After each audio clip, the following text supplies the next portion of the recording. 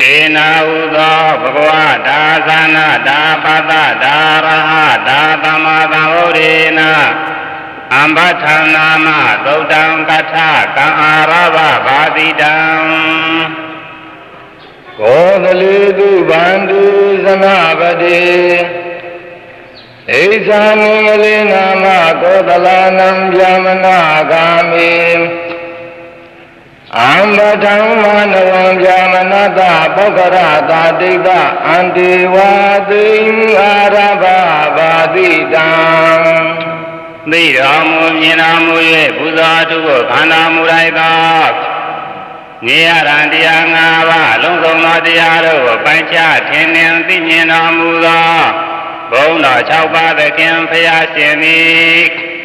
ဝိဇ္ဇာသရဏတို့ကိုအကျေပြရာဖြစ်သောအမ္ဘထမြည်သောသုတ္တန်တရားဒေသနာတော်ကိုဘယ်ရဒေသ၌ဘယ်ပုဂ္ဂိုလ်ကိုအကြောင်းပြု၍ဟောကြားတော်မူခဲ့ပါသနည်းငါရှင်ကောသလတိုင်းအဝံအပါဣဇာနင်္ဂလအမည်ရှိသောဘုံနာရွာ၌သာပင်ညူမြတ်စွာဘုရားတရင်သုံးနေတော်မူသောအခါ300သောဗျာမဏလူလင်တို့၏ဆရာပေါခရသာတိပါမောက္ခပုံနာတိုက်တွင်ရဲ့အယအမ္ဘထလူလင်သည်ဘုရားရှိရာသို့သွားရောက်၍လက္ခဏာကြီး32ပါးကိုစုံစမ်းမည့်ကိစ္စဝယ်လက္ခဏာတော်တို့ကိုမစုံစမ်းသေးမူဟုပဲဘုရားအကြောင်းတော်သို့ဝင်ရောက်၍မြတ်စွာဘုရားအားမယုမသေးသောဣရိယာပုဖြစ်နေသောအခါသာပင်ညူမြတ်စွာဘုရားကအဝုပိတသူတော်တရားမကျင့်300တွေခြင်းတည်းဟူသောဝါဒဖြင့်ပြောဆိုသည်ရှိသောဒေါသအမျက်ပြင်းစွာထွက်သဖြင့်သက်ကြသာဂီဝံမင်းတို့အပေါ်ဝယ်3ချိန်တိုင်အောင်ပင်သက်ကြသာဂီဝံမင်းတို့သည်အလုသမာအစဉ်ဤဥပမာဗျာမနာပုံနာတို့ခိုင်ရာကိုသာပြုလို့ရမည်အစေအပါဟုသောဝါဒဖြင့်ဖိနှိပ်လွှမ်းမိုးစကားပြောကြားသောအခါသဗ္ဗညုမြတ်စွာဘုရားသည်ဩဃာမုခမင်းဥပမာဖြင့်သက်ကြသာဂီဝံမင်းတို့ကအရှင်ဖြစ်၍ကံနာယနာအနောဝံဖြစ်သောဗျမနာတို့ကကျွမ်းသာလင်ဖြစ်ကြောင်းပြတော်မူပြီးလင်အဆုံး၌ဗျာမနာခတ္တိယရှိကြသည်အ내လူဝါဒအဖြစ်ခတ္တိယသရှိသူသာလင်မြတ်သည်အကြောင်းသဘာဝစစ်စစ်ပရမတ္ထအဖြစ်ပါမူဝိဇ္ဇာ3ပါးဝိဇ္ဇာ8ပါးသရဏတရားတို့နှင့်ပြည့်စုံသောသူသည်သာလျှင်နတ်လူမြမသတ္တဝါတို့၌အမြတ်ဆုံးဖြစ်ကြောင်းမြင်ကြတော်မူသောအခါထိုဝိဇ္ဇာသရဏတို့ကိုသိလိုသဖြင့်အမ္ဘထလူလင်လျောက်ထားသောဝတ္ထုဝယ်သာပင်ကြီးမြတ်စွာဘုရားသည်ဘုရားပွင့်တော်မူသည်မှအစအာသဝခယဉာဏ်တိုင်အောင်သုံးဌာန်သောသီလသမ္ပဒါ4ပါးသောပထမဒုတိယတတိယသံတိဟုသောသရဏတရား8ပါးသောဝိပဿနာဉာဏ်အစရှိသောဝိဇ္ဇာတရားတို့ကိုခွဲခြားပြဆိုရာဤအမ္ဘထသုတ်ဒေသနာကိုကောသလတိုင်းဣဇာနင်္ဂလပုံနာရွာ၌ဟောပြရာပါအမ္ဘထလူလင်ကိုအကြောင်းပြု၍သာပင်ညူမြတ်စွာဘုရားဟောကြားတော်မူခဲ့ပါသည်အရှင်ဘုရားသောနာဒန္တံပါဏအာဟုသောသုတ်တံဘဂဝတာကထကံအာရဘဘာတိတံအင်္ဂေသူဗန္ဒေသနာပတိသံဘာယံဘောနာဒန္တံဗျာမနံအာရဘဘာတိတံသီလပညာချင်းချင်းကျေးဇူးများကြောင်းသီလပညာချင်းချင်းစင်ကြယ်စေနိုင်ကြောင်းမှာစာ၍အသွေခရဉာဏ်တိုင်အောင်ဖော်ပြရာဖြစ်သောသောနာဒန္တမြည်သောသုတ်တန်တရားဒေသနာတော်ကို ဘုံတော်6ပါးသခင်ဖျားရှင်သည်အဘယ်ယတေသနာ၏အဘယ်ပုဂ္ဂိုလ်ကိုအကြောင်းပြု၍ဟောကြားတော်မူခဲ့ပါသနည်းငါရှင်အင်္ဂတိုင်းအဝါပါစံပါမြို့၌စံပါမြို့သာသောနာဒန္တာပုံနာတိသဗ္ဗညုမြတ်စွာဘုရားတည်300စံပါပြီကေကရာမြည်သောရေကန်သို့သွားရောက်၍အမေဘုရားပြဒနာတို့ကိုအချင်းချင်းမေးလျောက်ပြီးသောအခါကာလဝေသီလနှင့်ပညာတို့ကိုသီလဟူသောစကားများပညာဟူသောစကားများသာသူတို့၏ယမနဘာသာဝေအဓိပ္ပာယ်ရှိကြောင်းအကျေတဝံမသိပါကြောင်းအကျေတဝံဟောပြတော်မူပါမည်အကြောင်းသာဝေကြီးမြတ်စွာဘုရားအားလျောက်ထားတောင်းပန်သောအခါသမ္မာသမ္ဗုဒ္ဓမြတ်စွာသည်ဘုရားပွင့်တော်မူသည်မှာအစအာသဝခယဉာဏ်တိုင်အောင်သာမညဖလသုတ်တံဝေဟောကြားတော်မူအပ်သည့်နေ့အတိုင်းဇူလသီလမေဇိမာသီလမဟာသီလတိဟုသောသုံးပါးသောသီလပထမဒုတိယတတိယသတုဋ္ဌသံတိဟုသော400သောဇံဝိပဿနာဉာဏ်အစရှိသော8ပါးသောဝိဇ္ဇာတိဟုသောဇံ4ပါးဝိဇ္ဇာ8ပါးတိဟုသောပညာတရားတို့ကိုခွဲခြားစိတ်ဖြာဟောညွှန်ရာဖြစ်သောဤသောနာဒန္တသုတ်တံဒေသနာတော်မြတ်ကိုအင်္ဂတိုင်းစံပါပြီခကရာမြည်သောရေကန်၌သောနာဒန္တပုံနာကိုအကြောင်းပြု၍သာပင်ညူမြတ်စွာဘုရားဟောကြားတော်မူအပ်ပါသည်အရှင်ဘုရားကုဒ္ဒဒန္တံပါဏအာဟုသောသုတ်တံဘဂဝတာကထကံအာရဘဘာတိတံမဂတုသူဗန္တိခာနုမတေနာမဗျာမနာဂာမေကုဒ္ဒဒန္တံဗျာမနံအာရဘဘာတိတံအလူဝတံပေကံသောပုဂ္ဂိုလ်ဤလူတန်နှင့်စာ၍စိနှလုံးထားပုံ3ပါးအယံတာ16ပါးနှင့်ပြည့်စုံသောယေဟုခေါ်သောအလူကြီးပေကံဘုံမှစ၍အစဉ်စဉ်မြင်များသောအတခယဉာဏ်တိုင်အောင်သောတရားသူတို့ကိုဟောပြရာဖြစ်သောကုတ္တရဏသုတ်ကိုမြတ်စွာဘုရားသခင်သည်ဘယ်ရတေသာ၌ဘယ်ပုဂ္ဂိုလ်ကိုအကြောင်းပြု၍ဟောကြားတော်မူခဲ့ပါသနည်းငါရှင်မဂဒတိုင်းအဝါပါခာနုမတာမြည်ရှိသောပုံနာရွာ၌ခာနုမတရွာသာကုတ္တဒန္တပုံနာသည်သာပင်ညူမြတ်စွာဘုရားရှိရာအမ္မလာတိကဥယျာဉ်သို့သွားရောက်ပြီးလင်အလှူအတံပြုလုပ်သောအခါ3ပါးသောစိတ်ထားပုံ16ပါးသောအခြားအရာအစဉ်လက်စားတို့နှင့်ပြည့်စုံသောမဟာဒါနကိုတည်င်းစကားများသာကြားဘူးကြောင်းအကျေတဝံဖွင့်ပြဟောတော်မူပါမည်အကြောင်းတောင်းပန်သောအခါသမ္မာသမ္ဗုဒ္ဓသဗ္ဗညုမြတ်စွာဘုရားသည်မဟာဝိဇိတမင်းဤအတိတ်ဥပမာကိုဆောင်တော်မူ၍ဘုဗ္ဗမုံစပရတိဟုသောစေရနာ3ပြားကောင်းစွာထားခြင်းဖြင့်3ပါးသောစိတ်ထားနှင့်ပြည့်စုံပုံမိမိနောက်ပါပရိသတ်4ပါးတို့အလှူဒါနပေးသည်ကိုကျေနပ်ခွန်ပြုပုံဒီဟုသော4ပါးအလှူရှင်ကို၌ကပင်ဇာတိစင်ကြယ်ခြင်းအစရှိသောအင်္ဂါ8ပါးမဟာဒါနကိုစီရင်သောပုဂ္ဂိုလ်၏မိဘဖဖက်နှစ်ဖက်မှအမျိုးအနွယ်စင်ကြယ်ခြင်းအစရှိသောအင်္ဂါ4ပါးဤ16ပါးသောအခြားအယံပရိက္ခရာနှင့်ပြည့်စုံသောမဟာဒါနကိုဟောပြတော်မူပြီးသည့်အဆုံးဝယ်ထို3ပါးသောယဉ်ညသမ္မာ16ပါးသောအခြားအရာနှင့်ပြည့်စုံသောမဟာဒါနတဲ့ကိစ္စလီနိဗ္ဗာန်အကျိုးလီဆသာများလာသော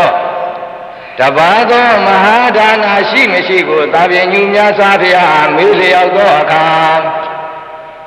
ထိုဆိုအပ်ပြီးသောမဟာဝိဇိတာတို့ဤတိဝိဒသောလာတာပရိခါရနှင့်ပြည့်စုံသောမဟာဒါနတဲ့ပင် သီလရှိသောယဟန်သူများတို့အားနေသဘာဝတ္တိ၍သွန်သင်္ကန်းကြောင့်စေစားရှိသောပစ္စည်းလေးပါးကိုလှူဒန်းရခြင်းတည်းလူဒန်းရခြင်းတည်းဟုသောအနုကူလနိဗ္ဗာန်ဒါနသည်ကိစ္စလီနိဗ္ဗာန်လွန်စွာလီအကျိုးများကြောင့်ထို့တလေးသတုဒီသာသံဃိကကျောင်းစရာကိုဆောက်လုပ်၍လှူဒန်းခြင်းသည်ကိစ္စနိဗ္ဗာန်ထို့တဲ့အကျိုးများလာပါကြောင်းထိုသတုဒီသာသံဃိကကျောင်းကိုလှူရခြင်းတဲ့သာရဏဂုံခံယူရခြင်းသည်ထို့တဲ့ကိစ္စနိဗ္ဗာန်အကျိုးများလာကြောင်းထို့တဲ့သရဏဂုံအထွတ်တသည်ပင်စင်ကသီလကိုစောင့်တည်ရခြင်းသည်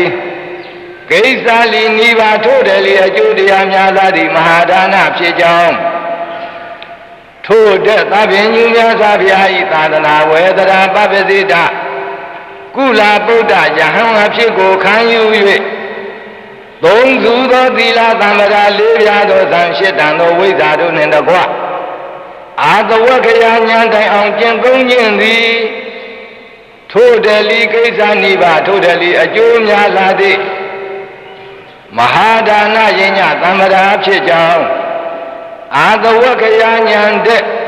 ဘာလွန်မြင့်မြတ်သောယညသမ္မာမဟာဒါနမည်သည်မရှိကြောင်းထင်ရှားစွာအကျယ်တဝန့်ဖော်ပြအပ်သည့်ဤကုတဒန္တသုတ်တံဒေသနာတော်မြတ်ကိုမဂဓတိုင်းအဝံပါခာနုမတကရွာ၌ခာနုမတရွာသာကုတဒန္တပုံနာကိုအကြောင်းပြု၍သာပင်ညူများစွာဘုရားဟောကြားတော်မူအပ်ပါသည်အရှင်ဘုရားမဟာလိမ္ပနာဟုသောသုတ်တံဘဂဝတာကထကံအာရဘဘာတိတံဝေသာလိယံဗန္တိဥဋ္ဌဌာနာမလိသဝိံအာရဘဘာတိတံဒိဗ္ဗသောတာဘိညာသမာရိဘာဝနာကိုပွားပုံထိုသမာရိဘာဝနာဤအာဆွမ်းတော်နှင့်တကွာသောတာပန်သရဂံအနာဂံယနာဖြစ်ခြင်းအကြောင်းအရိယမေခင်၈ပါးဤဟူသောအကျင့်ပရိပတ်တို့ကိုဖော်ပြရာဖြစ်သောမဟာလိသုတ်တံတရားတော်ကိုမြတ်စွာဘုရားသခင်သည်ဘယ်ရဒေသ၌ဘယ်ပုဂ္ဂိုလ်ကိုအကြောင်းပြု၍ဟောကြားတော်မူခဲ့ပါသနည်းငါဖြင့်ဝေသာလီပြည်ရဝေဥဋ္ဌဌအမည်ရသောမဟာလိလိသဝီကိုအကြောင်းပြု၍ထိုမဟာလိလိသဝီသည်သဗ္ဗညုများစွာဘုရားတည်သုံးတော်မူရာမဟာဝုံတော်သို့သွားရောက်ပြည်လင်သူနှင့်ခန္ဓာသည်မိမိအထံသို့လာရောက်၍အဆွေတော်မဟာလိငါသည်မြတ်စွာဘုရားသာသနာဝယ်သုံးနှစ်မြနေခဲ့ဘူးပါသည်ထိုသုံးနှစ်မြကာလအတွင်းဒိဗ္ဗသောဒိဗ္ဗစက္ခုအဘိညာဉ်ကိုရ၍နတ်၌ဖြစ်သောနှစ်သက်ပွဲသောအာယုံယူပါယုံတို့ကိုမြင်ရကြောင်းနတ်၌ဖြစ်သောတတ္တယုံတို့ကိုမကြားရကြောင်းကိုပြောကြားပါသည်နတ်၌ဖြစ်သောတတ္တယုံတို့သည်ထင်ရှားရှိလျက်သူနှခတမကြားခြင်းဖြစ်ပါသလောသို့မဟုတ်နတ်၌ဖြစ်သောအတန်တတ္တယုတ်တို့မရှိ၍ပင်သူနှခတမကြားခြင်းဖြစ်ပါသလောဟုမြတ်စွာဘုရားအမေးမြန်းလျှောက်ထားသောအခါဝိပိဿဝါဒီပိသဗ္ဗညုမြတ်စွာဘုရားသည်ဒိဗ္ဗစက္ခုတဖို့အလို့မှာသမာဓိဘာဝနာကိုပွားများရသည်ရှိသောနတ်၌ဖြစ်သောယူပါယုံတို့ကိုသာမြင်နိုင်ကြောင်းဒိဗ္ဗသောတာတိဟုသောတဖက်အဖို့အလို့မှာသာလင်သမာဓိဘာဝနာကိုပွားများသည်ရှိသောနတ်၌ဖြစ်သောအတန်တို့ကိုသာကြားနိုင်သည်ဖြစ်ကြောင်းဒိဗ္ဗစက္ခုဒိဗ္ဗသောတာနှစ်ပါးကုန်အလို့ငါသမာဓိဘာဝနာကိုပွားများသည်ရှိသောနတ်၌ဖြစ်သောအစဉ်ယူပါယုံနတ်၌ဖြစ်သောအတန်တတ္တယုံတို့ကိုမြင်လီမြင်ကြားလီကြားနိုင်ကြောင်းမိန်ကြားတော်မူပြီးသောအခါသာသနာဝန်ထမ်းယဟန်တော်အရှင်သူများတို့သည်ဤဒိဗ္ဗစက္ခုဒိဗ္ဗသောတာအဘိညာဉ်အကျိုးကိုမျှမျှော်ကို၍ယဟန်ပြုကြမြတ်သောအကျင့်ကိုကျင့်သုံးကြတာလားပါဖျားဟုမေးမြန်းလျောက်ထားသောအခါဤသာသနာဝန်ထမ်းတရားပပ္ပစိတယဟန်တော်အရှင်သူများတို့သည်ထိုဒိဗ္ဗစက္ခု ဒိဗ္ဗသောတာအဘိညာဉ်တို့တဲ့သာသကဲကျွမ်းသာလွန်မြင့်မြတ်လာသည့်သောတာပတ္တိမေသရဂာမိမေနာဂာမိမေအရဟတမေတိဟုသောမဲ့လေးပါးဖိုးလေးပါးအနုပါဒပရိနိဗ္ဗာန်လို့ငါမြတ်သောအကျင့်ကိုကျင့်ကြံကြောင်းထိုအနုပါဒပရိနိဗ္ဗာန်တိုင်အောင်အကျိုးပေးခြင်းကစွမ်းနိုင်သောသမ္မာဒိဋ္ဌိသမ္မာသင်္ကပ္ပအစရှိသောမေခင်ရှိပါမိသိမာပฏิပဒတရားတို့သည်ဤငါဘုရားသာသနာဝယ်ထင်ရှားစွာရှိကြောင်းဖွင့်ပြဟောကြားတော်မူရာဖြစ်သည့်မဟာလီသုတ်တံဒေသနာတော်မြတ်ကိုဝေသာလီပြေရဝေဩထတလိတ်စဝီမင်းကိုအကြောင်းပြု၍သာပင်ညူမြတ်စွာဘုရားဟောကြားတော်မူအပ်ပါသည်အရှင်ဘုရားဇာလီယံပါဏာဟုသောသုတ်တံဘဂဝတာကာထကံအာရဘဘာတိတံ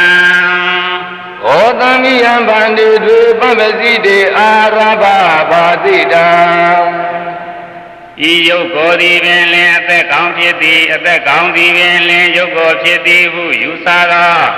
အတ္တဝါဒဒိဋ္ဌိဖြစ်နိုင်သောပုဂ္ဂိုလ်နှင့်မဖြစ်နိုင်သောပုဂ္ဂိုလ်တို့ကိုဝေဘာပပြရာဖြစ်သောဇာလီယသုတ်တံတရားဒေသနာတော်ကိုအဘေယဒေသနာဟိအဘေပုဂ္ဂိုလ်ကိုအကြောင်းပြု၍ဟောကြားတော်မူခဲ့ပါသည်ငါရှင်ကောသံဘီပြည်ကောသီတာယုံကြောင်း၌သကိအောင်မွေလျောတရင်သုံးနေတော်မူသောအခါမုံတိယပရပိုက်နှင့်ဇာလီယအမည်ရှိသောပရပိုက်နှစ်ဦးတို့သဗ္ဗညုဘုရားထံသာရောက်၍ယဟန်ကြီးကိုဓမ္မအသက်ဇီဝလိပ်ပြာနှင့်ကိုယ်ခန္ဓာအတဘောဟုသည်အတူတူပင်ဖြစ်လေရောသလားအသက်ဇီဝလိပ်ပြာနှင့်ဤခန္ဓာကိုယ်သည်တခြားစီပင်လေလားဟုမေးမြန်းသောပု္ပ္ပာပြတနာစကားရဝဲသာပင်ယူမြတ်စွာဘုရားသည်ဘုရားပွင့်တော်မူသည်မှအစသဒ္ဓမပစိတာမျိုးကောင်းသာယဟန်ပြုပုံထိုမှ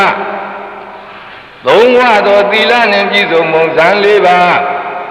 အာသဝခယဉာဏ်တိုင်အောင်သောဝိဇ္ဇာစရဏတရားတို့နှင့်ပြည့်စုံပုံသို့သို့သီလသမ္ပရာဇံ၄ပါးအာသဝခယဉာဏ်တိုင်အောင်သောဝိဇ္ဇာ၈ပါးနှင့်ပြည့်စုံသောပုဂ္ဂိုလ်အဖို့မှာအသက်လေးပြားနှင့်ခန္ဓာကိုယ်အတဘောဟုသည်တခြားစီလောတခုဒီပင်လောဟုယုံမှားပွဲယူဆပွဲပင်မရှိကြောင်းစိတ်ဖြားခွဲကြဟောပြရာဖြစ်သောဇာလီယသုတ်တံဒေသနာတော်မြတ်ကိုသာပင်ယူမြတ်စွာဘုရားသည်ကောသံဘီပြည်ဂောတိတာယုံကြောင်းအရဝဲဇာလီယမုံတိယတိဟုသောပပ္ပစီတအမိကံပရပိုင်နှစ်ဦးတို့ကိုအကြောင်းပြု၍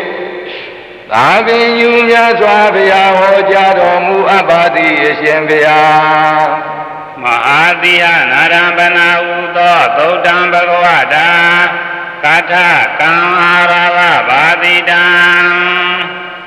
ဥရုံညာယံဗန္တေကနကထလေအစေလံကတပံအာရဘဘာတိတံ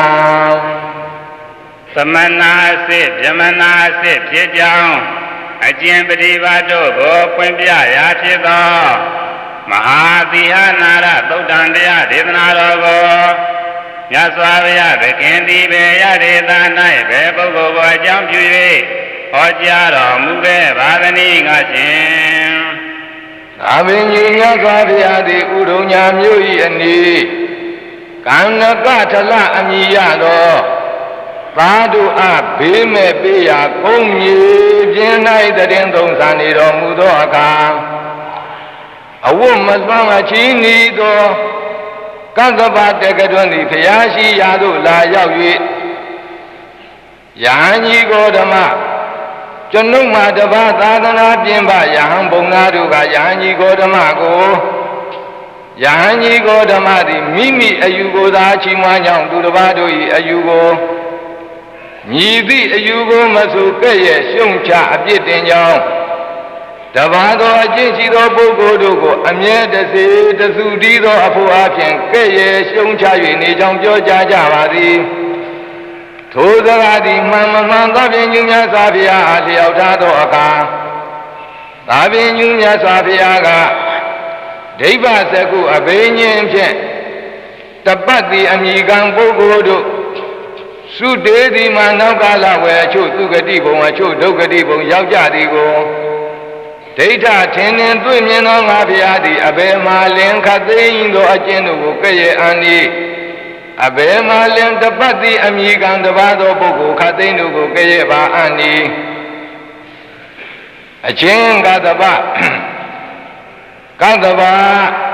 ဤလောကဝေပညာရှိကြသောပုဂ္ဂိုလ်တို့များစွာရှိကြပါသည်ထိုပညာရှိတို့သည်ငါဘုရားသာသနာနှင့်အညဒိဋ္ဌိယသာသနာကိုင်းဝန်ပုဂ္ဂိုလ်တို့အတွက်ဆရာချင်းဘုရားချင်းဖြစ်စေတပည့်ချင်းဖြစ်စေရှင်းပြန်၍အယူဝါဒကိုတော်၎င်းမေးကြပါစေအကြောင်းကိုတော်၎င်းမေးကြပါစေအယူဝါဒအကြောင်းနှစ်ပါးသလုံးကိုပဲမေးကြပါစေပေသင့်ပေတိုက်သောအကုသိုလ်တရားပွားစဉ်ပွားတိုက်သောကုသိုလ်တရားတို့ကိုယဟန်ကြီးဂေါတမနှင့်တကွယဟန်ကြီးဂေါတမတို့၏သာဝကတို့သည်သာလည်းအကုသိုလ်တရားတို့ကိုလည်းအကျွမ်းမဲ့ပဲကြောင်းကုသိုလ်တရားတို့ကိုလည်းအကျွမ်းမဲ့ပွားများကြောင်းပညာရှိတကားဝန်ခံကြပါသည်ဟုမိန့်ကြတော်မူသောအခါကတ္တပတေကတော်ကဘာယိရကဖြစ်သောအတ္တကိလမထာနုယောဂအဝါပါ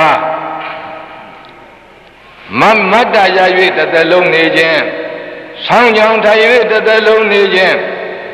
တရက်ချာစားခြင်းနှစ်ရက်ချာစားခြင်း15ရက်တစ်ကြိမ်မြသာစားခြင်းအစရှိသောသာသနာပြင်ပဘာယိရကတို့၏အယူကိုလိထိုသာသနာပြင်မှာယဟန်တို့သည်ယဟန်၏အလု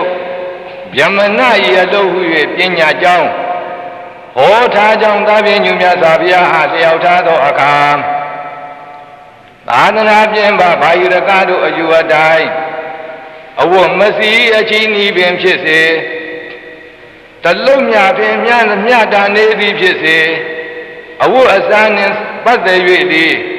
သမမ်းမြတ်စာသည်ကိုပင်ဝေယုံသည်ဖြစ်စေအကျင့်မြလောက်သီလသံဗရာစိတ်ဓာသံဗရာပညာသံဗရာဒီဟုသောသံဗရာတရားသုံးပါးမရှိသေးမေတ္တာပြမဝိဟာရကိုအရင်ခံ၍အာတဝက္ခယဉာဏ်သို့မရောက်ရှိသေးထိုမြလောက်မြည်သည့်တပတ်တိပုဂ္ဂိုလ်မြပင်လင်သမဏဗျာမဏမမြည်နိုင်ကြောင်းသီလစိတ်ဓာပညာသံဗရာသုံးပါးနှင့်တကွမေတ္တာပြမဝိဟာရတရားကိုပွားများမှသာလျှင်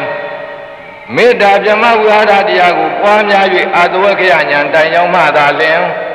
သမဏဗျာမဏအမည်ရကြောင်းမိန့်ကြားတော်မူသောအခါ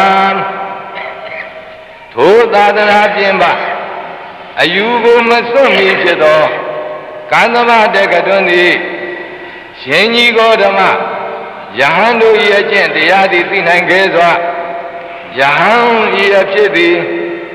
ယဟန်တို့၏အကျင့်တရားသည်ကျင့်နိုင်ခဲ့စွာယဟန်ဟူ၍သိနိုင်ခဲ့စွာဟုလျှောက်ထားသည်တွင်ထိုအမြတ်ထောင်သည်ကိုအကျွမ်းမဲ့ပိတ်ဆို့လိုသောသဗ္ဗညုများစွာဘုရားသည်အဝတ်မစီအချီးညီညဖြစ်ယုံဖြင့်သမမ်းမြတ်စသည်ကိုဝေယုံမြဖြင့်တနေ့လင်တထစားမြကိုစားခြင်းသမင်းတစ်လုံးများဖြင့်မြတ်တာခြင်း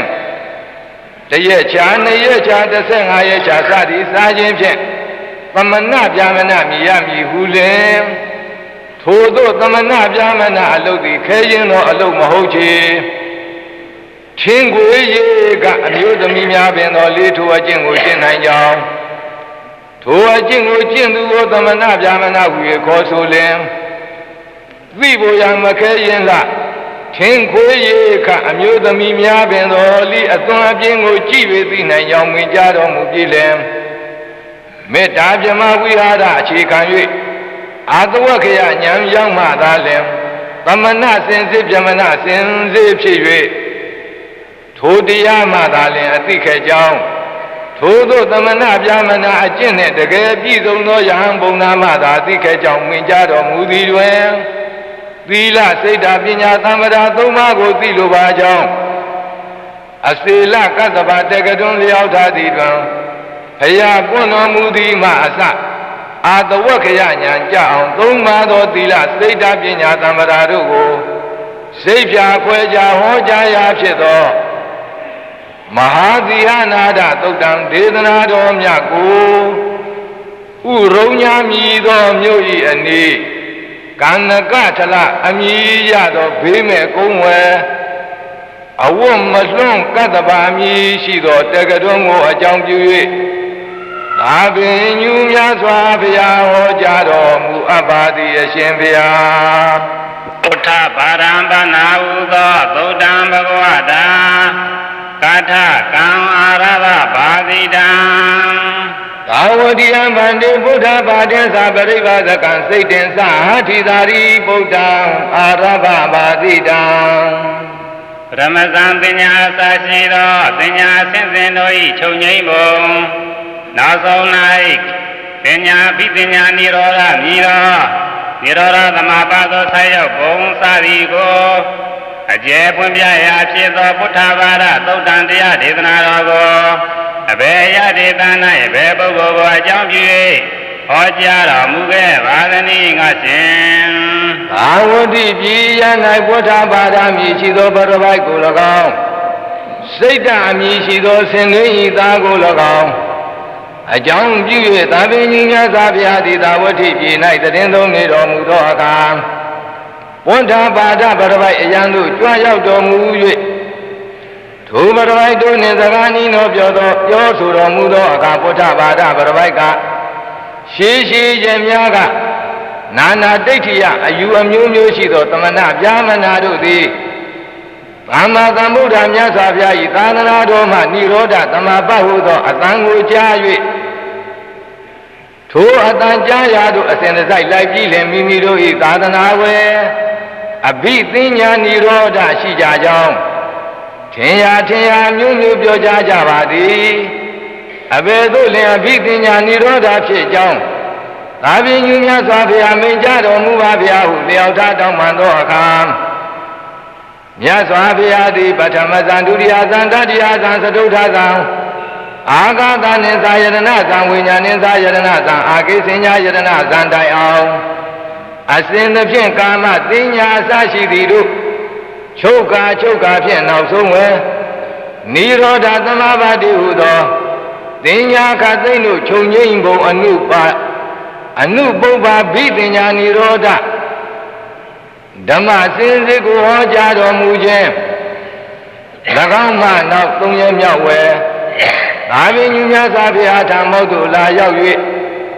အညဒိဋ္ဌိယာတို့ဘုရားပြန်သွားသောအခါမိမိအားဝိုင်းဝန်း၍နှုတ်လန်းထိုးကြကြောင်းစသည်ကိုလျောက်ထားသောအခါသာပင်ညူများစွာဘုရားသည်ပုထပါဒဗရပိုက်အားအတ္တနှင့်စ၍အတ္တဒိဋ္ဌိကွာပြုတ်ကြောင်းတရားကို၎င်းစိတ်ဓာမြည်သောဆင်သွင်းဤသာအားလီပစ္စုပန်တိတ်အနာကအတ္တနှင့်စ၍တရားစကားတို့ကို၎င်းအကျယ်တဝဟောပြရာဖြစ်သောဘုဒ္ဓဘာသာသုတ်တံဒေသနာတော်မြတ်ကိုသာဝတိပြည်အရဝဲဘုဒ္ဓဘာသာအမည်ရှိသောဗရပိုက်စိတ်ဓာတ်အမည်ရှိသောဆင်သွင်းသားတို့ကိုအကြောင်းပြု၍သာပင်ညူများစွာဘုရားဟောကြားတော်မူအပ်ပါသည်အရှင်ဘုရားသုဘသုတ်တံပနာဟုသောဘဂဝတာကာထကံအာရဘကေနဘာတိတံသာဝတိယံဗန္တေအာယတမတာအာနန္ဒေနဓမ္မဗန္ဓာကာရိကေနသုဘံမာနဝံတောတေယဗုဒ္ဓံအာရဘဘာတိတံမြတ်စွာဘုရားသခင်သည်ချီးကျူးတော်မူအပ်သောသီလခန္ဓာသမာဓိခန္ဓာပညာခန္ဓာဤဟူသောဂုဏ်ကျေးဇူးတရားတို့ကိုကျဲတွင်ဖွင့်ပြရာဖြစ်သောသုဘသုတ်တံတရားဒေသနာတော်ကိုအဘယ်ရဒေသနာ၏အဘယ်ပုဂ္ဂိုလ်ကိုအကြောင်းပြု၍အဘယ်ပုဂ္ဂိုလ်ကဟောကြားထားခဲ့ပါသနည်းငါရှင်အမသမ္ဗုဒ္ဓသဗ္ဗညုမြတ်စွာဘုရားသခင်သည်ကုသိဏယုံကြည်မှန်လာမင်းတို့၏ဥအင်ချင်းဥယံဝပရိနိဗ္ဗာန်သံတော်မူပြီးသည့်နောက်သရိရသာကနာကိစ္စပြီးဆုံးဒီမှာနောက်ကာလဝေပထမသင်္ဃာယနာမတင်မီ အရှင်အာနန္ဒမထေရသူမြတ်သေးသာဝဋ္ဌိပြည်သို့ကြွလာတော်မူသောအခါတောတေယပုံနာဣသာသုဘလူလင်သည်ကျောင်းတော်သို့သွား၍ရှင်အာနန္ဒအားမေးမြန်းလျောက်ထားရပါမူပရိသတ်ပြောသဖြင့်မိမိလျောက်ထားလူရလျောက်ထားနိုင်ခွင့်မရှိကြောင်းစဉ်းစားမိရကားသူငယ်လူလင်တယောက်တို့၍ရှင်အာနန္ဒာကိုမိမိအိမ်သို့ကြွဖို့ရန်ပင်ဖိတ်ပါသည်နောက်တနေ့ဝယ်ရှင်အာနန္ဒာသည်စေတကယဟန်ကိုပစ္ဆာသမဏနောက်လည်းယဟန်ပြု၍သူဘာလူလင်၏အိမ်သို့ကြွရောက်တော်မူပြီးလင်ခင်သာအသောနေရာ၌ထိုင်နေသောအခါမြတ်စွာဘုရားနှင့်ဆက်၍ဂီလနာကာရဏပရိရဇာပနကာရဏအကြောင်းအရာတို့ကိုစကားညီနောပြောဆိုပြီးသည့်အဆုံး၌သူဘလူလင်သည်အရှင်အာနန္ဒာအရှင်တို့၏ဆရာဖြစ်တော်မူသောသမ္မာသမ္ဗုဒ္ဓမြတ်စွာဘုရားသည်အဘယ်ဘယ်တရားတို့ကိုချီးမွမ်းတော်မူကြောင်းဤနတ်လူမြမသတ္တဝါတို့ကိုအဘယ်တရား၌သွန်ထဆောက်တည်သေးတော်မူကြောင်းကိုမိန့်ကြားတော်မူပါမည်အကြောင်းတောင်းပန်သောအခါအရှင်အာနန္ဒမထေရသူမြတ်သည်မြတ်စွာဘုရားပွင့်တော်မူသည်မှစ၍အာသဝခေယဉာဏ်တိုင်အောင်သုံးရသောသုလမြစ်စီမမဟာသီလတို့နှင့်ပြည့်စုံခြင်းတည်းဟုသောသီလခန္ဓာကျေစုဇံလေးပါးတည်းဟုသောသမာဓိခန္ဓာကျေစုဝိဇ္ဇာရှင်ပါးတည်းဟုသောပညာခန္ဓာကျေစုဤဓမ္မကျေစုတို့ကိုသဗ္ဗညုမြတ်စွာဘုရားချီးမွမ်းတော်မူအပ်ကြောင်းဤဓမ္မကျေစုသုံးပါးတို့၌နတ်လူမြမသတ္တဝါတို့ကိုလိုက်နာကျင့်ကြံတော်မူစေကြောင်းကိုအကျယ်တဝံ့ဖွင့်ပြရာဖြစ်သောသုဘသုဒ္ဓံဒေသနာတော်မြတ်ကိုသာဝတိပြည်အယဝေဓမ္မဗန္ဓာဂါရိကဖြစ်တော်မူသောအရှင်အာနန္ဒမထေရသူမြတ်သည်ပထမသင်္ဃာယနာတင်တော်မူမီဘုရားပရိနိဗ္ဗာန်စံ၍မကြာမြင်သေးသောကာလဝေသုဘအမည်ရှိသောတောတေယပုံနာဣသာလူလင်ကိုအကြောင်းပြု၍ဟောကြားတော်မူအပ်ပါသည်အရှင်ဘုရားကေဝတံပနာဟုသောသုဒ္ဓံဘဂဝတာကာထကံအာရဝဘာတိတံနာလန္ဒယံဗန္တိကေဝတံဂဟပတိပုဒ္ဓံအာရဝဘာတိတံထိဋ္ဌိပါတိဟာရိယသာသောသုံးပါသောတကောဗျာရိယာတို့နှင့်တကွာသုံးပါသောတကောဗျာရိယာတို့နှင့်တကွာလေးပါးသောမဟာဘုံယုတ်အစရှိသောယုံနာတရားလုံးစုံဤချုပ်ငြိမ်းရာဖြစ်သောនិရောဓနိဗ္ဗာန်တရားကိုဖွင့်ပြဟောကြားရာဖြစ်သောကေဝတ္တသုတ်တံတရားဒေသနာတော်ကိုအဘယ်ယဒေသ၌မြတ်စွာဘုရားသခင်သည်အဘယ်ပုဂ္ဂိုလ်ကိုအကြောင်းပြု၍ဟောကြားတော်မူခဲ့ပါသနည်းငါရှင်နာလန္ဒာပြည်ရ၌သာဝိညုမြတ်စွာဘုရားပါဝါရိကတထေဤတရေဥယျံဝေတည်သုံးနေတော်မူသောအခါကေဝတ္တတကြွသာဒီဘုရားရှိရာထံဘုရားထံမောက်သို့သွားရောက်ပြီးလင်ဤနာလန္ဒာမြို့သူမြို့သားတို့သည်ဘုရား၌လွန်သွားခြင်းညူကြောင်းအကယ်၍မြတ်စွာဘုရားသည်တကူပြတိကပြမည်ယဟန်တစ်ပါးကိုထားတော်မူပါမူကားထိုယဟန်သည်တကူပြတိကပြပါမူကားဤနာလန္ဒာပြည်သူပြည်သားတို့သည်ဘုရားပေါ်၌အတိုင်းတဲ့အလွန်ကြီးညိုလိမ့်မည်ဖြစ်ကြောင်းသုံးချိန်တိုင်းတောင်းပန်သောအခါသမ္မာသမ္ဗုဒ္ဓမြတ်စွာဘုရားသည်မြေလျို့မိုးပြန်တကူသံသာရှိသောအမျိုးမျိုးသောဣတိတို့ကိုပြ၍ဆုံးမခြင်းတည်းဟုသောဣတိပါတိဟာရိယအရာဝေဂန္ဓာရီဝိဇ္ဇာနှင့်အထင်မှား၍စွဆွဲပွဲရှိခြင်းတည်းဟုသောပြစ်ဒေါသကို၎င်းသူတော်အားတို့၏စိတ်အကြံကိုသိပြီးလင်သင်၏စိတ်သည်ဤသို့ဖြစ်သည်သင်သည်ဤသို့ကြံသည်စသည်ဖြင့်အာဒေသနာမှုအံ့ဩပွဲပြုပြင်လင်ဆုံးမသောအာဒေသနာပါတိဟာရိယအရာဝယ်လေးမဏိကဝိဇ္ဇာအမည်ရသောစိန္ဒာမဏိဝိဇ္ဇာခေါ်သောလောကီဝိဇ္ဇာမန္တန်တို့နှင့်ရောရှက်၍အထင်မှားခြင်းဒီဟုသောအပြစ်ဒေါသဆွညည်လျက်ရှိကြောင်းဤသို့ကြံစီရမည်ဤသို့ ကာမဝိတ္တပြာပါဒဝိတ္တဝိဟိန္ဒဝိတ္တတို့ကိုမကြံစီရ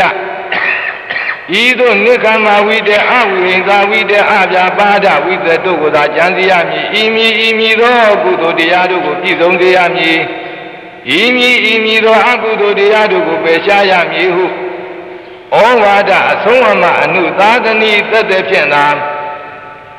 ဆုံးမသော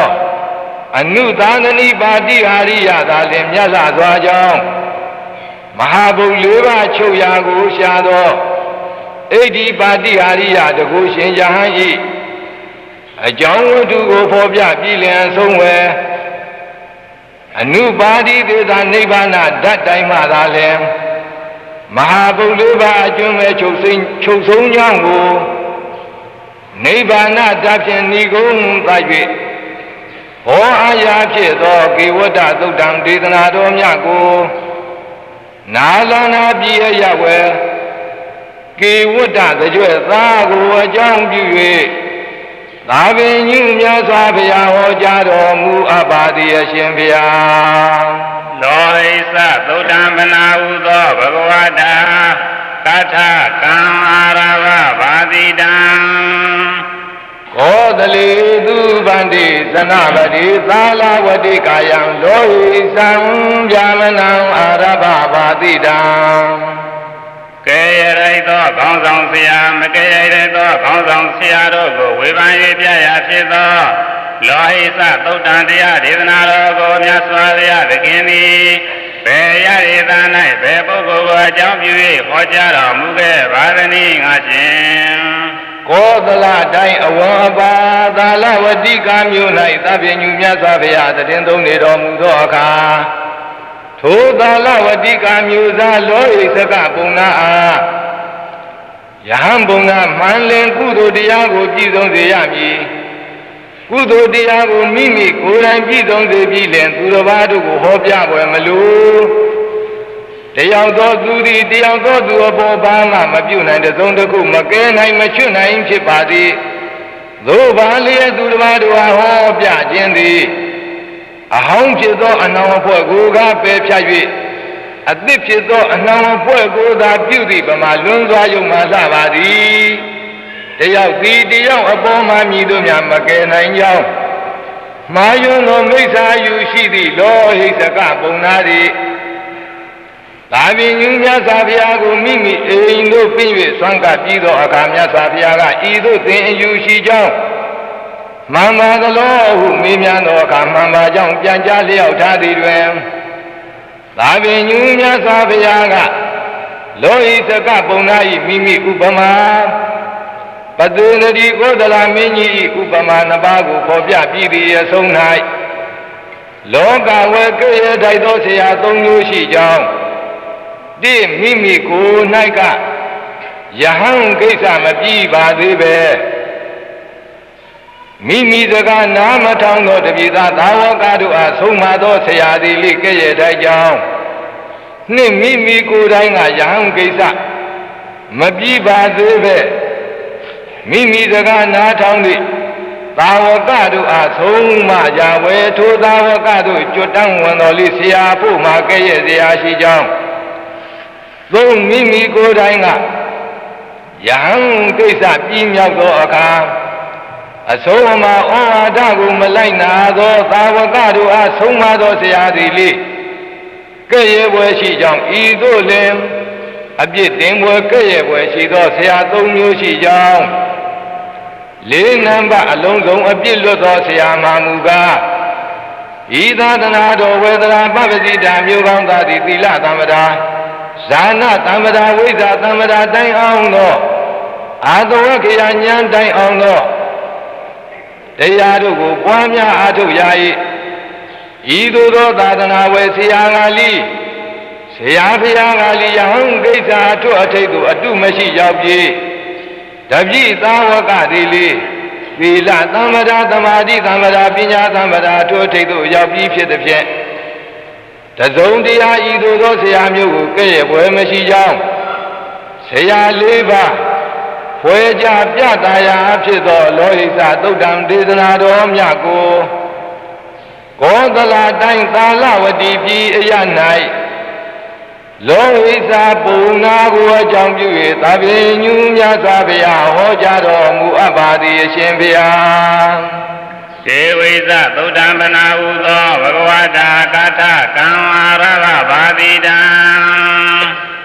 ကောသလေသူဗန္တိမနတာကတိနာမကောသလနံဗျာမနကာမိဘကောသလနံဗျာမနကာမိအံဗထံဝါတိတံမာနဝအာရဘဘာတိတံဇမတိသို့သွားရောက်ရန်ဖြောင်းဆုံးလမ်းဖြစ်သောအကျင့်ပရိပတ်ကိုဖော်ပြရာဖြစ်သောဒေဝိသသုဒ္ဓံတရားဒေသနာတော်ကိုမြတ်စွာဘုရားသည်အဘယ်ရဒေသ၌အဘယ်ပုဂ္ဂိုလ်ကိုအကြောင်းပြု၍ဟောကြားတော်မူခဲ့ပါသည်ငါရှင်ဟောသလတိုင်းမနသာဂတမြည်ရှိသောဗြဟ္မဏရွာဤမြောက်အရတရဥယျံတော်ဝယ်ဘုရားတည်သုံးနေတော်မူသောအခါဝါသစ္ထလူလင်နှင့်ဗာရဒွါသလူလင်တို့သည်အညောင်းညာဆံခရီးသွားကြသောအခါဝယ်ယမပြည်သို့ရောက်ကြောင်းအကျင့်ပฏิပတ်၌တငယ်ချင်းနှစ်ယောက်အငင်းအခုံဖြစ်ပွားကြရာမြတ်စွာဘုရားထံမှသို့လာရောက်ပြီးလျှင်ဝါသစ္ထပုံနာလူလင်သည်ထိုအကြောင်းကိုလျောက်ထားသောအခါသဗ္ဗညုမြတ်စွာဘုရားကသင်တို့ဆရာဖြစ်သောယမပြည်သို့ရောက်ကြောင်းအကျင့်တွေကိုပညာ၍နေသောသင်တို့ဆရာပုံနာများသည်၎င်းသင်တို့ဆရာတို့၏ဆရာပုံနာများသည်၎င်းဆရာဆက်ဆက်90တိုင်အောင်သောဆရာပုံနာတို့သည်၎င်းယမပြည်သို့ရောက်ရန်အကျင့်ပฏิပတ်ကိုပညာကြရာဝယ်ယမကိုမြင်လေဘူးသလားဟုမေးမြန်းသောအခါ၎င်းတို့၏ဆရာလေးမမြင်ဘူးကြောင်း၎င်းတို့၏ဆရာလေးမမြင်ဘူးကြောင်း၎င်းတို့၏အထက်90သောဆရာတို့၏မမြင်ဘူးကြောင်းပြန်ပြောင်းလျောက်ထားသည်တွင်သာပင်ညုမြတ်စွာဘုရားသည်အကန့်အဆက်ဆက်ဥကန့်အဆက်ဆက်ဥပမာမသိမမြင်ဘူးသောသနာပဒကလျာဏီကိုကြိုက်နှစ်သက်သောယောက်ျား၏ဥပမာဤသို့စသည်များစွာသောဥပမာတို့ဖြင့်ဗြဟ္မာကိုမမြင်ဘူးသောတေဝိဇ္ဇပုံနာတို့ယမပြည်ရောက်ကြောင်းအကျင့်ပฏิပတ်ကိုဟောကြားသည့်အချက်ကိုများစွာအပြစ်တင်ခဲ့ရတော်မူပြီးလျှင်ထိုဝါသစ္စာဘာရဒွါသတို့တောင်းပန်ခြင်းအရာဗြဟ္မပြည်သို့တကယ်စင်စစ်ရောက်ကြောင်းဖြစ်သောမေတ္တာကရုဏာမုဒိတာဥပေက္ခတိဟုသောဗြဟ္မဝိဟာရတရား၄ပါးဗြဟ္မာပြည်သို့ရောက်ကြောင်းအကျင့်တရားတို့ကိုအကျယ်အားဖြင့်ဝေချမ်းစိတ်ဖြာဟောပြရာဖြစ်သောတေဝိသသုဒ္ဓံဒေသနာတော်မြတ်ကိုကောသလတိုင်းမနသာဂတအမည်ရှိသောပုံနာရွာမှမြောက်အရဝယ်တရက်ဥယျင်အတွင်း၌ဝါသစ္စာပုံနာကိုအကြောင်းပြု၍သာပင်ညုမြတ်စွာဘုရားဟောကြားတော်မူအပ်ပါသည်အရှင်ဘုရားသုနာတုမေဗန္တေသံဃောဟံဗန္တေအာသမန္တံဝိစိတသာရတိဝန္တံဒီဂာနိကာယေပိလခန္ဓဝေကေပုစိတဘာနိသာဘာနိပုစေသောစာယသမဗုဒ္ဓဝိသေစေတိဣတိဟိတံဗန္တေနိမလံသုပရိသုဒ္ဓံယထာဣဒံတထာအညာနိပိဣမသမေဒီဂာနိကာယေပရိယပါဏာနိဗုဒ္ဓဝသနာနိသတမယထာပုရေမဟာကသဘာရေယောပောရဏသင်္ကိတိကာရပထမံဘုစေတဝါဓမ္မဝိနယံသံဃာယိတုစေဝနုသင်္ဃာယိတုသာေဝမေဝမယံပိဒာနိဣမံဒီဂနိကာယသင်္ခါတံဗုဒ္ဓဘာဝစနံဧကတောသစ္စာယိတဝါသံဃာယေယမသံဃာတော်ရှင်သူမြတ်တို့ဗျာဖျားပြီးယူသည်သာလျောက်ထားသောစကားကိုနားဆင်တော်မူကြစေလိုပါသည်ဗျာရီတော်သည်ဒီပိဋကတရဓမ္မဗန္နာဂါရိကဖြစ်သောအရှင်ဝိစိတသာရာဘိဝန္တကိုဒီကနေ့ကတိလက္ခဏာဝဲ၌မေးတဲ့မေးလိုက်သောအချက်လည်းအလုံးစုံတို့ကိုမေးမြန်းပြီးပါပြီမေးတိုင်းဤထိုရှင်ဝိစိတသာရာဘိဝန္တသည်ရှင်းလင်း၍ဖြေကြားခဲ့ပါပြီသို့ဖြစ်၍ဒီကနေ့ကတိလက္ခဏာဝဲဆံရဘုရားစကားတော်အလုံးစုံသည်ညီကျေးကင်းလျက်တန်ရှင်းစင်ကြယ်နေပါပြီထို့အတူပင် ဒီကနိကေနဲ့ပါဝင်သောအခြားသောဘုရားစကားတော်များသည်လိအငြိကျေကင်းလျက်တန်ရှင်းစင်ကြယ်နေပါသည်တို့ဖြစ်ပါ၍ရှေးခါကာလကမြတ်စွာဘုရား၏တရားတော်ဝိနည်းတော်သင်္ဃာနာတင်ကြသောရှင်မဂ္ဂသဗ္ဗသာရှိသောရှိရှိသောသင်္ဃာနာတင်မဟာတေများတို့သည်ရှေးဥစွာဓမ္မဝိနည်းတော်၏ဆိုင်ရာမေးသည်မေးလိုက်သောချက်လက်တို့ကိုမေးများ၏မေးများ၍သင်္ဃာနာတင်ကြပဲကဲ့သို့ထို့ဒီယခုခါကာလ၌သည်ဒီသရသင်္ဃာနာဓမ္မသမင်းနှင့်ပါဝင်လျက်ရှိကြသောအလုံးသောအရှင်များတို့သည်ဒီကနိကေဆိုင်ရာမြတ်စွာဘုရား၏စကားတော်တို့ကိုရောက်ရရမှာတပေါင်းဒီအငြင်းညွတ်ဆိုကာသင်္ဃာနာတင်ကြပါသို့တက်တော်ရှိရှင်ဘုရားတို့သာဟုလသုတ္တံပနာဟုသောဘဂဝတာကာထာကာရဗကိတမေဝတ္ထုသမေကထေသဘာတိတံသာဝတိယံဗန္တိအာယသမတံရာဟုလံအာရဗဘာတိတံအာယသမဗန္တိရာဟုလောဘဂဝန္တံဣဒရဝောသသာဓုမေဗန္တိဘဂဝါသံခိတေနဓမ္မံဒေတိတုယမဟံဘဂဝတောဓမ္မံသုတ္တဝဧကောဥပကတောအပမတောအာတာပိပိဟိတာတောဝိရယန္တိသာသမိန်ဗန္တိဝတ္ထုသမေတံဂိမိညတိရာဟုလဇကုနေသံဝါနေသံဝါတိအနေသံဗန္တိယံပနာနေသံဒုက္ခဝါတံဒုက္ခဝါတိဒုက္ခံဗန္တိယံပနာနေသံဒုက္ခံဝိပရိနာမဓမ္မံကံလနုတံသမနုပတိတုံဧတံမမဧသောအမသမိဧသောမေအတ္တာတိနောဟိတံဗန္တိတိဧဝမာဒိနာဗန္တိဘဂဝတာဘာတိတံသာဟုလတန်ယုတ်မြည်သောသုတ်တံဒေသနာပေါင်းကိုဘုန်းတော်6ပါးနှင့်ပြည့်စုံတော်မူသောသဗ္ဗညုမြတ်စွာဘုရားသခင်သည်အဘယ်ရရေသာ၌ဘယ်ပုဂ္ဂိုလ်ကိုအကြောင်းပြု၍အဘယ်သို့သောအထုပ်ပါတိကြောင့်အဘယ်သို့သောအချင်းရာဖြင့်ဟောကြားတော်မူခဲ့ပါသနည်းငါဖြင့်သာဝတိပြေရဝေရာဟုလာမတိများကိုအကြောင်းပြု၍သာပင်ညူမြတ်စွာဘုရားဟောကြားတော်မူအပ်ပါသည်သာပင်ညူမြတ်စွာဘုရားသည်ရာဟုလာမတိသူများအားဝိပဿနာတည်ဟူသောကလနာရည်ကြီးယင့်တံထက်တံပွားများစေခြင်းလို့ငါသာဝတိပြေရဝေတရင်သုံးနေတော်မူစဉ်ရှင်ရာဟုလာမတိသူများသည်ခရာထမောက်သွားရောက်၍သာဓုမေဗန္တိဘဂဝါသံခိတေနဓမ္မံဒေတိတုအစာရှိသည်ဖြင့်ဘုန်းတော်ကြီးများတော်မူလာသောမြတ်စွာဘုရားဖရာသားတော်သည်အကျဉ်းသို့သဘောရှိသောရှင်တော်ဘုရား၏တရားကိုအောင်းမေက